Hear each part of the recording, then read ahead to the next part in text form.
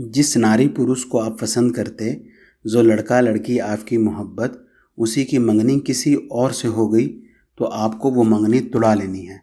या फिर आपकी खुद की मंगनी किसी ऐसे व्यक्ति से हो गई कि आपको वो शख्स शदीद नापसंद है, उसके साथ 2-4 मिनट तो दूर ज़िंदगी भर कैसे गुजार पाएंगे। कोई भी कारण है, आपको सगाई तोड़नी है। या तो उस शख्स से जिसको आप पसंद नहीं करते, या उस शख्स की सगाई तोड़नी जिसको आप पसंद करते और उसके किसी भी कारण, या तो पहले से सगाई हुई थी या अभी उसके मम्मी पापा ज़बरदस्ती में कहीं और उसकी सगाई लगा दिए।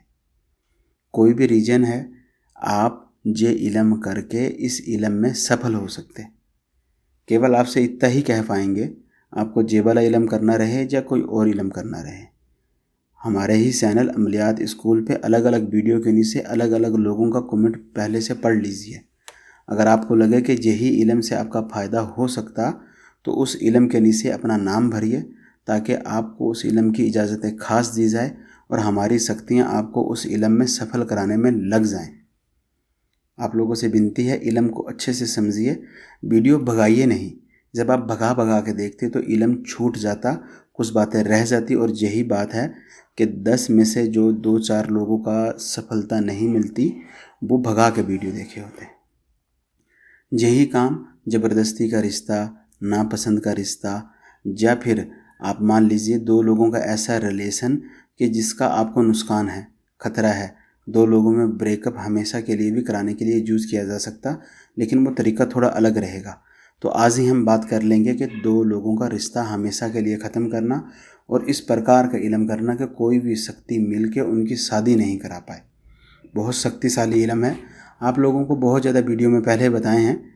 देखिए, आप किस तरह के किसी जोगी पंडित मौलवी बाबा को तलाश कर रहे हैं। जो ही आपका देश है, मान लीजिए हिंदुस्तान, कंट्री कोड क्या रहेगा? +91। पाकिस्तान कंट्री कोड क्या रहेगा? +92। बांग्लादेश कंट्री कोड क्या है? +880। यही अभी एक व्यक्ति पाकिस्तान में रह रहा, उसका कंट्री कोड +92 आगे 305, ये जो भी कोड है, वो वहाँ पे रह के कैसे कह पाएगा कि हम बांग्लादेश के हैं। उसके ना खुद बांग्लादेश का, ना उसका पिता बांग्लादेश के, ना उसके पिता के पिता बांग्लादेश के। तो ऐसा किसी भी इलम जोगी पंडित मौलवी बाबा से बचिए कि जिसका ख़ानदान का कोई व्यक्ति बांग्लादेश का ही नहीं है, केवल अपने नाम के साथ बंगाली लगा लिया। उसका इलम करने से आपका समय ही ख़राब होगा और कोई फ़ायदा नहीं रहेगा।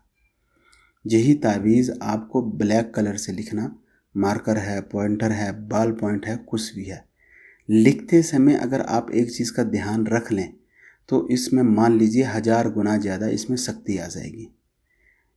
जो काली मिर्च होती, साबुत साबुत गोल गोल, वही आप विषम संख्या में ले लीजिए और लिखते समय एक एक करके उसको आग में सुलगाए जाइए। और जब उसका धुआं उठे, उसकी खुशबू आए या उसकी स्मेल आए, बदबू आए, जो भी आप उसको अपनी भाषा में बोलते, फिर ये लिखना शुरू कीजिए।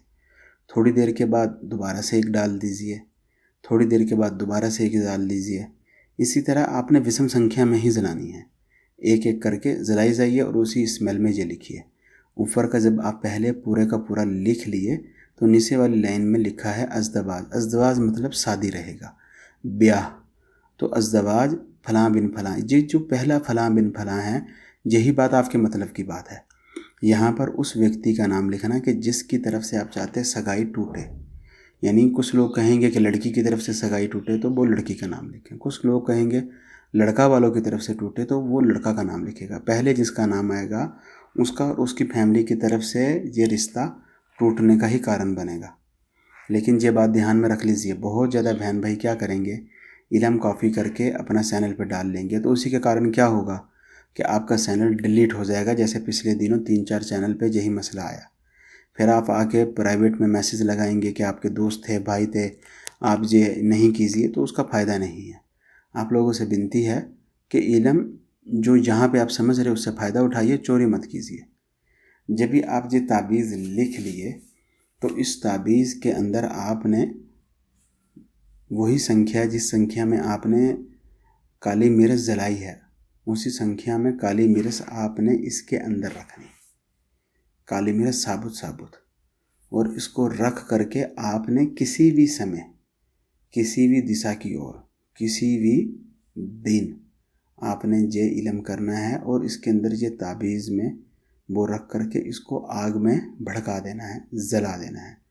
जैसे ही ये जलेगा, एक बात ध्यान में रखिए, एक चीज़ आपको बताना भूल के, इस इल्म का असर आपको कम से कम भी 7 दिन में दिखेगा।